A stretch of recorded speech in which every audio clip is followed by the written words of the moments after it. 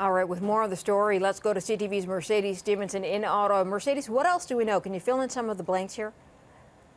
So RCMP alleged that this individual was in fact the negotiator in the Amanda Lindau kidnapping case. And as you know, he's in fact been charged with a charge that relates to hostage taking. This is not a terrorism charge, which you might assume because there have been so many of those kinds of charges coming when you have the RCMP's Integrated National Enforcement Team, which deals with national security involved. And I am told that they believe it has national security implications, but he's being charged with a section of the criminal code that has to do with hostage taking, and that's a very interesting question. There is why have they chosen to charge him with that? Is it the nature of the group he was involved with? Is it their belief about how he participated in terms of acting as the negotiator, which is what they allege he did?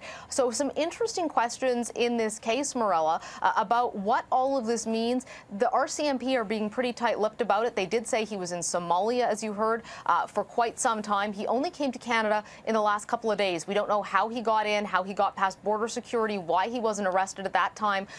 Did they know he was in the country immediately? All of these questions have not yet been answered, and certainly will be very interesting to find out. But he was only here for a few days before the RCMP picked him up. Sources tell me the RCMP knew that he was here, that he was in the country, that they were watching very carefully and basically planning to make this arrest, which is exactly what they did in Ottawa yesterday. And he is facing that charge related to hostage taking. It's a case that really captured the attention of Canadians. A very, beautiful and smart young woman who was taken hostage in Somalia.